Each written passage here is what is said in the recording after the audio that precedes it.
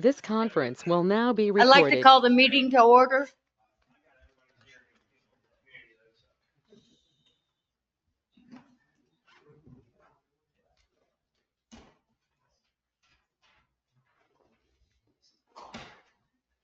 Our first thing on the agenda is to approve the minutes of April 15th meeting.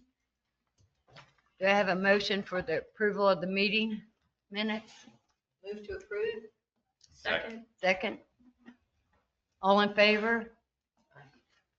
Aye. Okay. And Jean, we have to have public, anybody have public comments? Okay. Mr. Tyler? My comments are going to do that, the text amendment, agenda item 3, I believe. Okay. Which, Mr. Stewart? Yes. Would you like to speak? We're in the public comments if you like. Oh, did you want to do? Mr. Tyler, you wanted public, Yeah, like to speak, yeah. sir? so we're starting,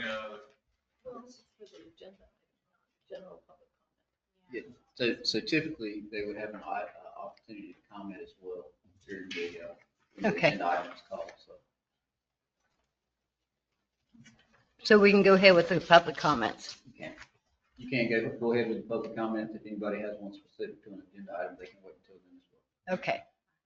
Would you like to wait until your specific agenda item? Okay. comment. 4. Okay. So our first thing on the agenda is the amendment to the B20 zoning district. And Jean, would you like to say something about that for the church? Sure, I'll be happy to. So, as y'all know, this has been before the planning commission before. So Island Church of Emerald Isles requested a text amendment to eliminate the minimum lot size for churches in the B20 zoning district. The Board of Commissioners at their last meeting remanded this back to the planning commission. Ask y'all to read this again and board recommendation.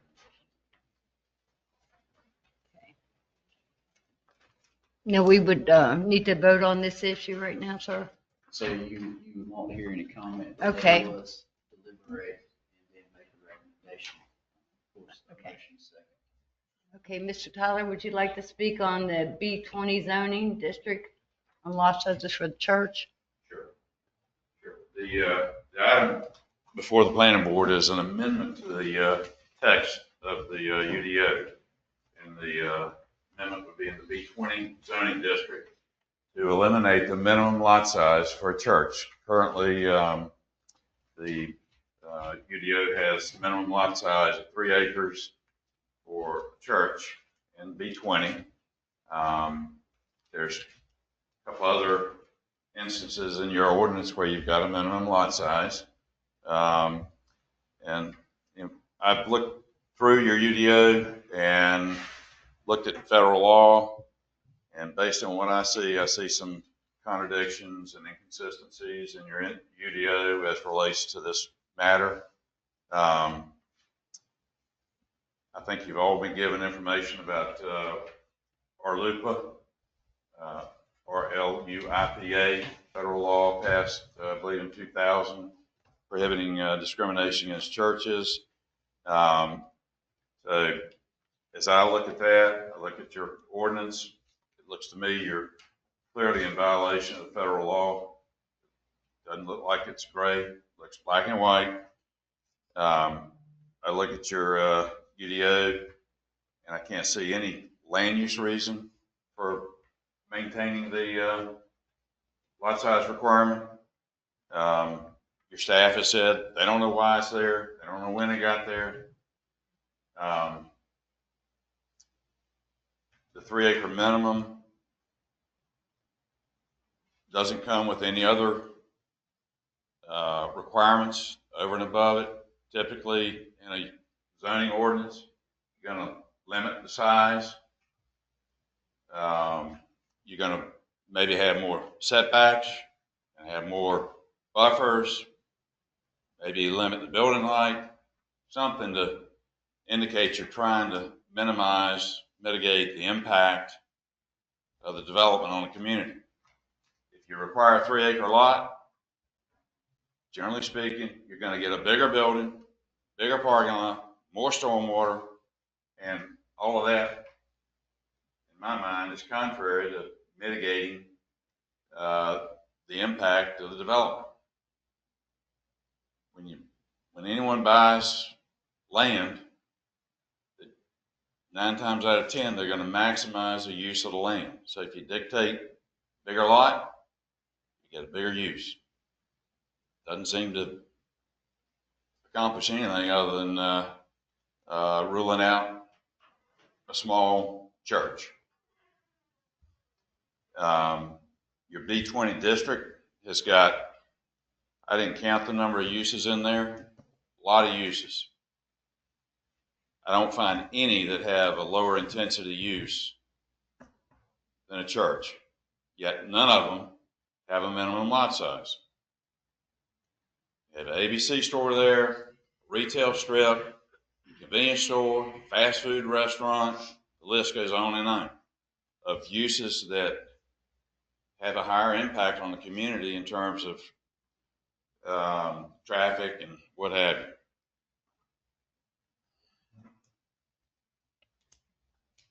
So another inconsistency I see, you recently passed mixed use overlay for your so-called triangle area. You're going to have houses, businesses, churches, all in this mixed use district. No minimum lot size for a church. If you needed a minimum lot size for a church, why didn't you put in the new overlay of mixed use that you just approved? Seems inconsistent and a contradiction to me.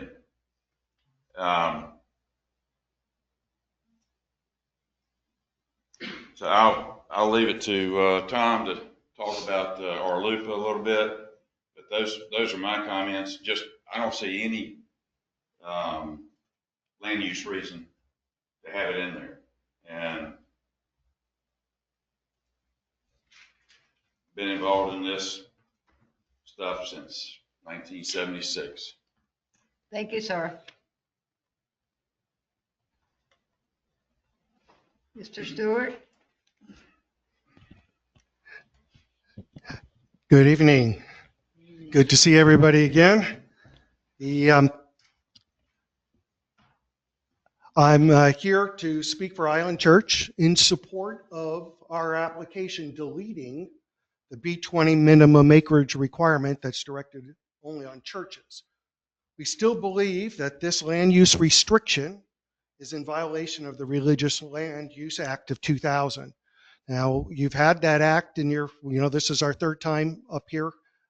And so you've had the act in your binders before. It's not very long. There's only a few paragraphs. I'll be happy to answer questions that you may have on it.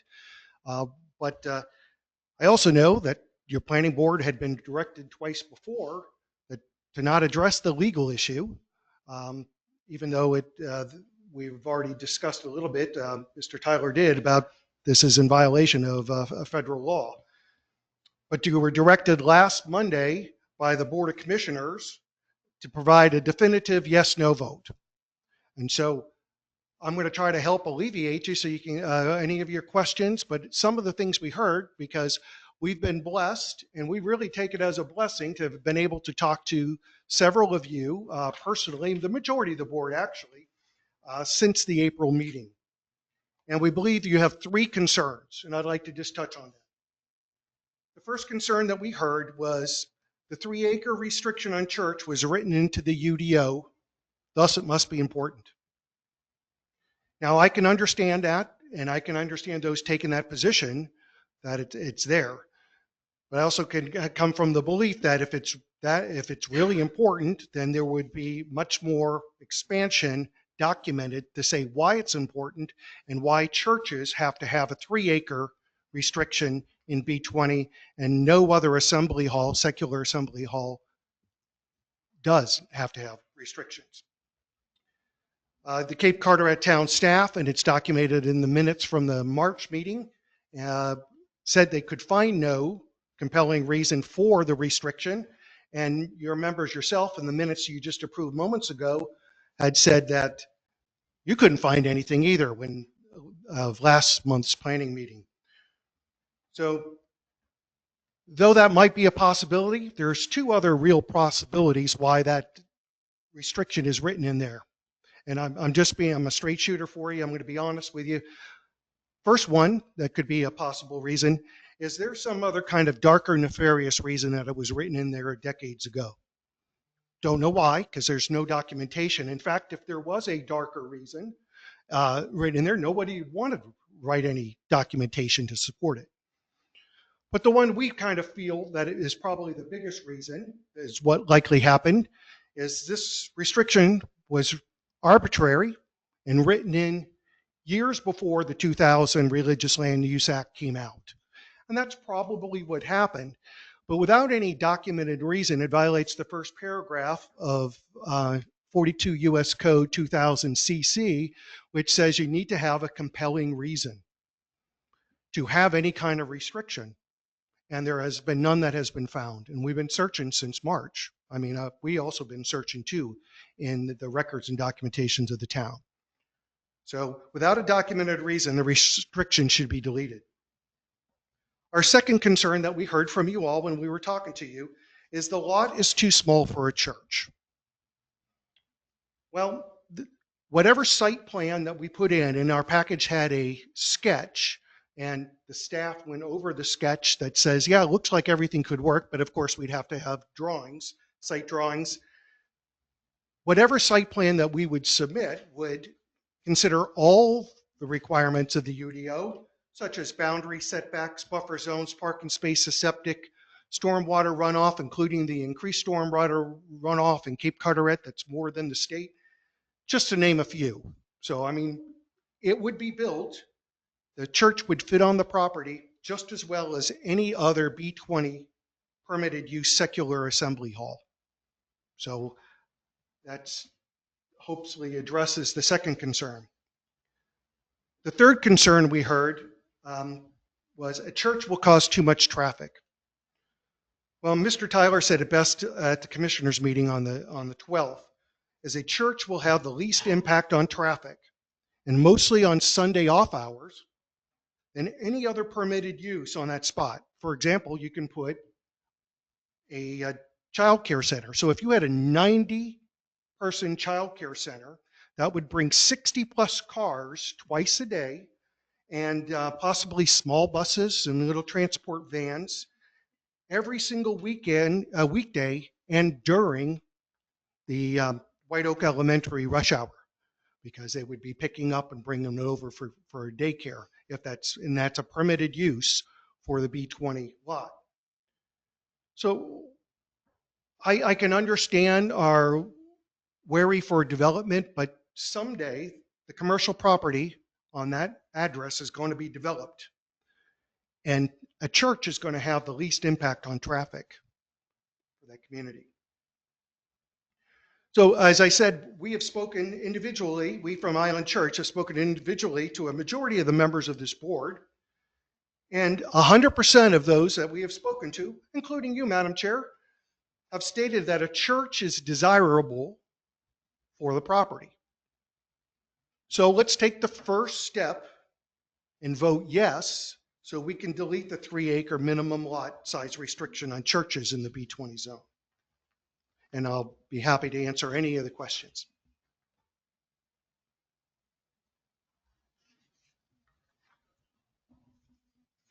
Would you like to make any comments, Jane?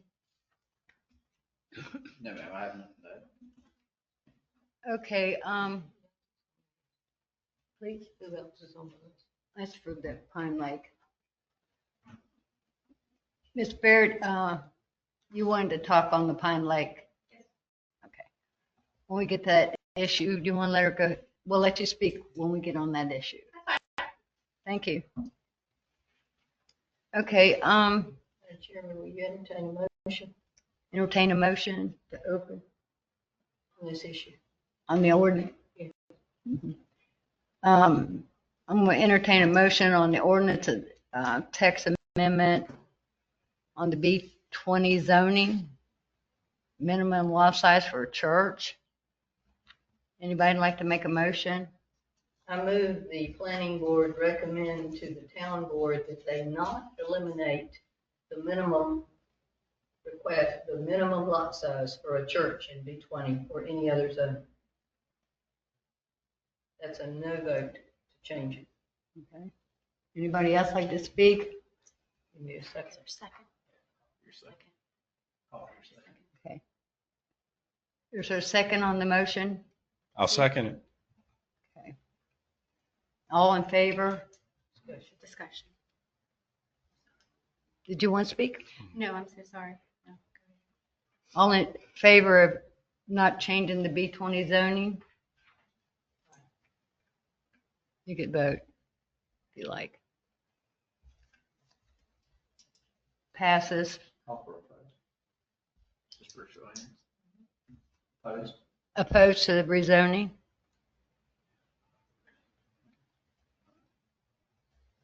Okay. So 4-1.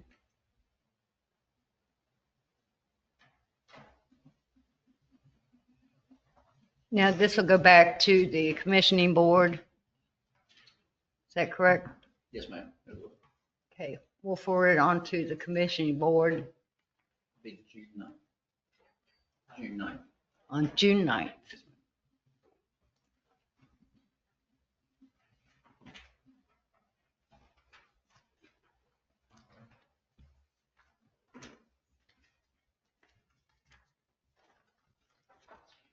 Our next agenda item is rezoning request for Pine Lake condo owners. Ms. Barnett? I'll just provide a brief introduction. I'll provide a brief introduction. This is for a .71 acre tract currently zoned R30 to go to R10M. It's 4 townhomes that were constructed in 1972, so they've been there for many years.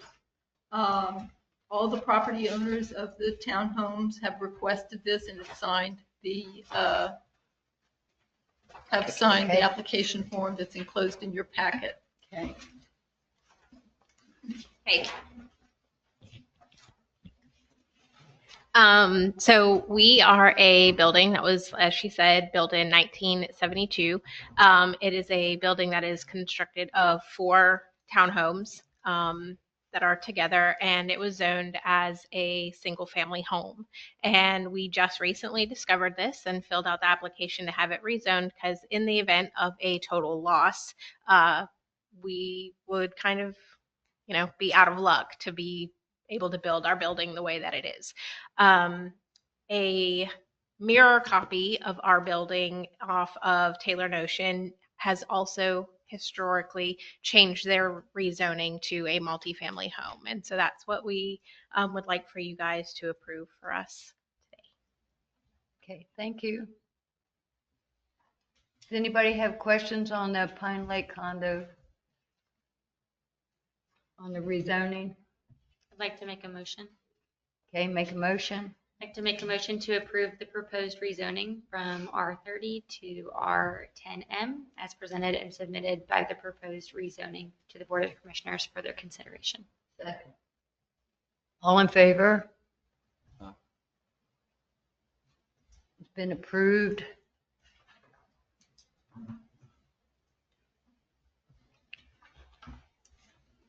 Gene, does the alternate get does he get the vote too? So only in the absence Of the another individual. commission member, he would- Okay. Okay, thank you very much on that. So may I ask now what happened? So what for perfect clarity, it has not been approved. Okay. There's been a recommendation by the planning commission to approve. So the Okay. board of commissioners will have to hear this in a Okay. public hearing. Yes. And decide whether to approve or disapprove this. And they'll do that June 9th. It'll be on, yes, ma'am. Perfect. And you may want to come back June 9th for that Yes. meeting. Is that going to be at 6 o'clock as well? Yes, ma'am. Yes, ma'am. Perfect. Thank you very much. Thank you.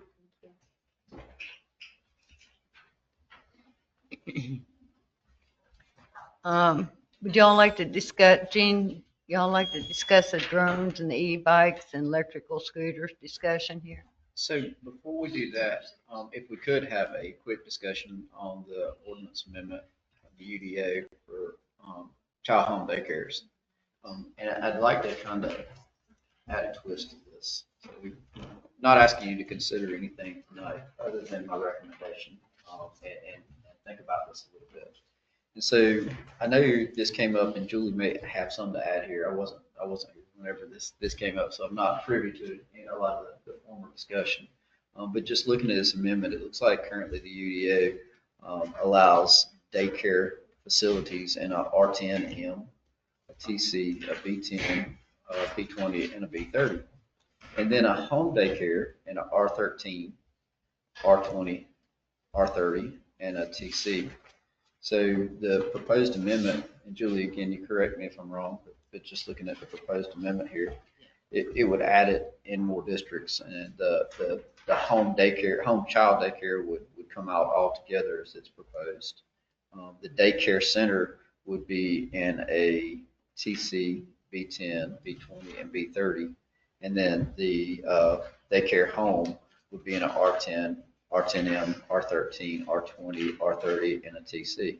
So I understand that there's also some discussion about this and taking into account churches. And what I would like to throw in here is considering an amendment. So typically in most jurisdictions, a daycare is allowed as an accessory use to a church. You wouldn't have to make an ordinance amendment that addressed that district as a whole, or every church. And so I think it is worth considering if that was the reason for this, that we simply make an amendment. And this is really good. So I do think daycare homes should be, permitted uses, given the fact that they meet the criteria in a residential district. Period. Okay. And how I've handled this in past is I did not get very wordy with what they require, because the state has requirements for these things. And if they meet the state requirements, it certainly should be the town requirements. The town requirements can't be more than, they could be more than the state, but the state requirements are pretty cumbersome for a daycare, as they should be, taking care of children. So, but would ask you to consider us taking this back and looking at this again, and just putting that in there as, it can be as an accessory to a church, and then looking at these business districts critically as you would like to see which ones are appropriate for a daycare center. If that was in fact the board's, kind of thought process behind that. If not, correct me, we'll go a different direction. I think that's an excellent idea, and we might want to bring it back next month. Yes, ma'am. With the language included. Thank you. Yes, ma'am. We'll work on that language and bring something back. I just thought that might be a better way to I think it's much verbally better. skin the cat. Absolutely. Thank you. Yes, ma'am.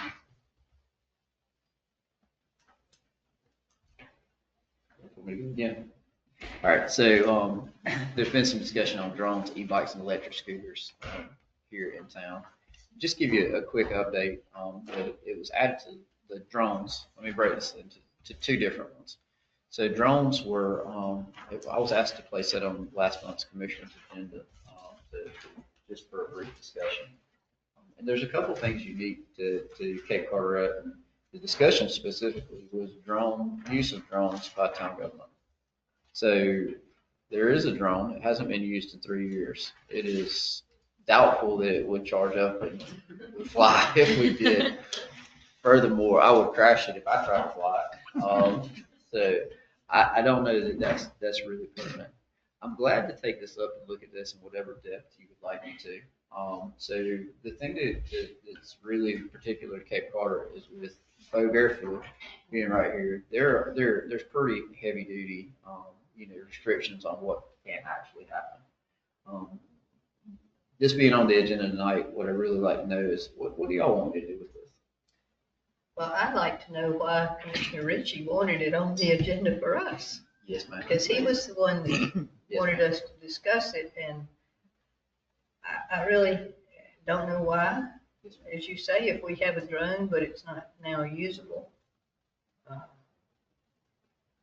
maybe we ought to ask him sure. specifically what he wants us to discuss. And I think a lot of this came from, a lot of the discussion in some of the surrounding towns about the use of drones. I think that's kind of where it originated. I see. And question regarding this, so this is only pertinent to the town's use of drones, not the public's. So that was how it was posed to me, is use of drones by town government. And I could be completely wrong. That drone might charge right up. I'm not sure, but I would doubt it if it hasn't been used in 3 years that it's going to be functional. So I wonder what the purpose of purchasing it was, and if that purpose still exists or is necessary and desirable. So, and I asked staff this again. I wasn't here, so Yeah. I have to rely on others to tell me what happened. Yeah. And, I understand that Zach, and I do have some vague memory of Zach using the drone to do some nice advertising stuff at town events and things like that. And they do look nice. I mean, so that could be it. So. Would, if we had a hurricane, would a drone be good for us in this area to have it for the town use? So that's a really good question. At this point, it would be my recommendation not to pursue a drone, and I'll tell you why. Okay. So NCEM, Carteret, EM all have really, really nice drones. I can't fly them like I've flown them before. They're not that hard to fly. They're pretty, high tech drones. They have thermal on them. They have all these other things, and so it would be my suggestion that if we get in a position where we need that we call that mutual aid and ask them to bring their drones. There's a huge difference just in, and again, I'm a layman with drones. Okay. Very, very layman.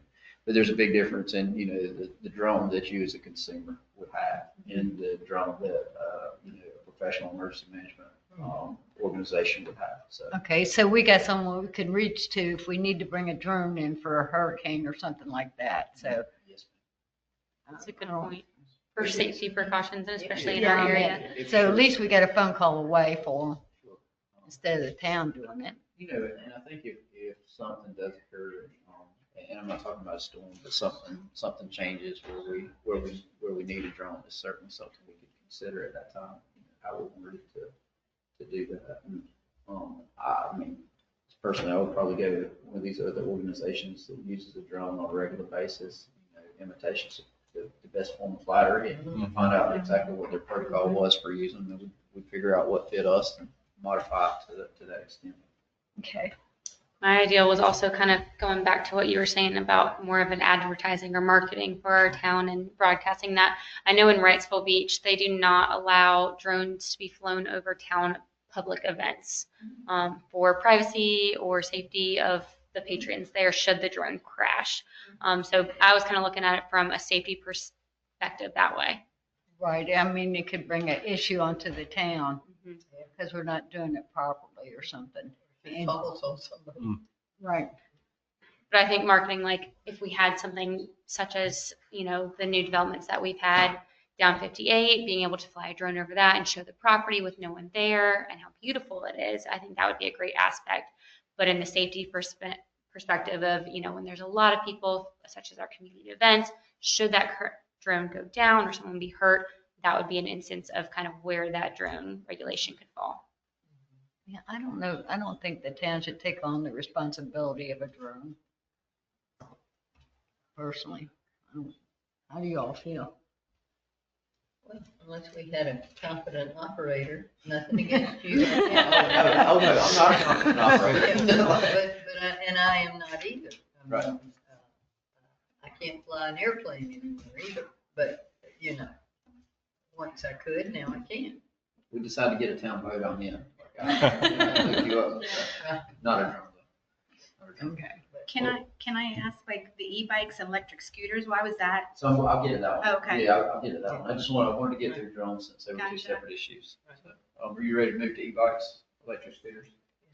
All right, so e-bikes are a really popular topic right now. If y'all saw in the paper this past week, Pine Hill Shore banned e-bikes. So this one came up, and this is purely a safety, safety concern. And so the state in March, and by the state, I mean the legislature, started some legislation that is still out there, and Brett and I are both tracking that legislation.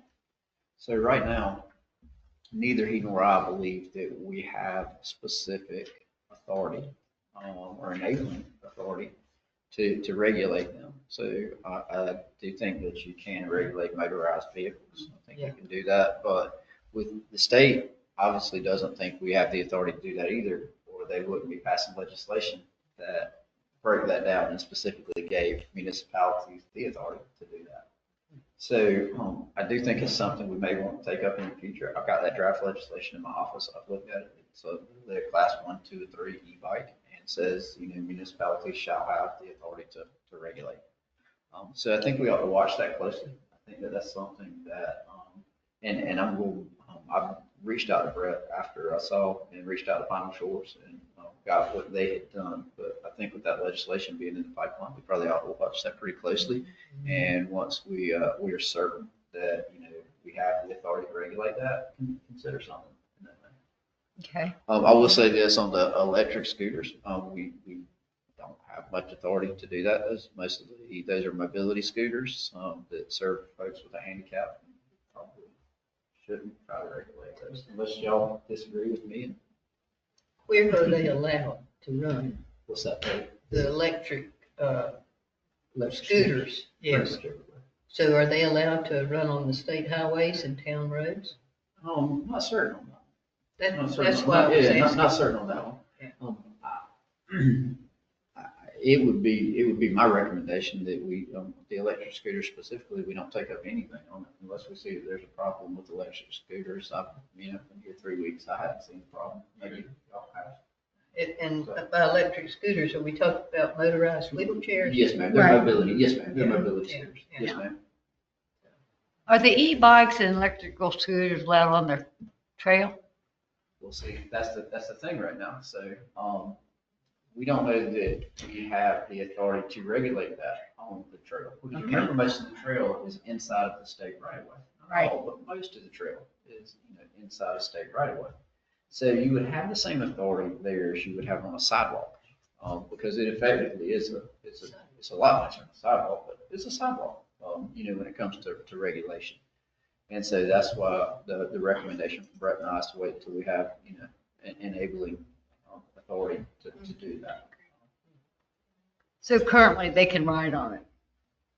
I would say they could, yes, ma'am. Nothing's there to tell them they can't.